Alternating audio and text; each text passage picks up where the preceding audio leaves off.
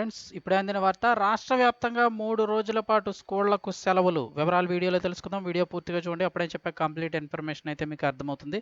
అలాగే ఇంకెవరైనా మన ఛానల్ సబ్స్క్రైబ్ చేసుకోకపోతే వెంటనే సబ్స్క్రైబ్ చేసుకోండి. ప్రభుత్వం నుంచి వచ్చే ముఖ్యమైన అప్డేట్స్ అన్ని మిస్ కాకుండా మీకు ముందుగానే తెలియజేయడం జరుగుతుంది. అలాగే వీడియోని లైక్ చేసినట్లయితే మరింత మందికి వీడియో రీచ్ అవుతుంది ఫ్రెండ్స్. ఇంకా వివరాల్లోకి అయితే వెళ్ళిపోదాము.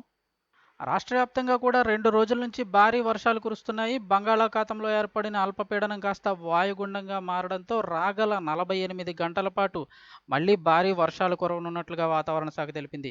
ఈ క్రమంలోనే తెలంగాణ రాష్ట్రంలోని 9 జిల్లాలకు పైగా ఐఎండీ రెడ్ అలర్ట్ జారీ చేసింది.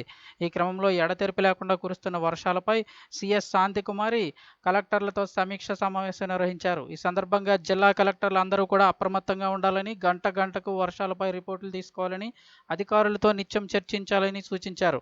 ఇక అలాగే భారీ వర్షాలు కురిసే జిల్లాల్లో అవసరమైతే విద్యా సంస్థలకు సెలవులు ప్రకటించాలని ఆవిడైతే చెప్పడం జరిగింది. ముఖ్యంగా ఈరోజు శనివారం నాడైతే పలు జిల్లాల్లో స్కూల్స్కి ఆంధ్రప్రదేశ్తో పాటు తెలంగాణ, ఆంధ్రప్రదేశ్ రెండు రాష్ట్రాల్లో కూడా చాలా జిల్లాల్లో స్కూళ్ళకు సెలవులు ప్రకటించారు.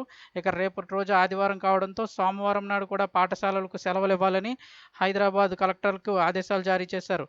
దీంతో 2 రోజుల పాటు, అంటే ఈ రోజుతో కలిపితే మొత్తం 3 రోజుల పాటు హైదరాబాద్లో విద్యార్థులకు సెలవులు వచ్చాయి.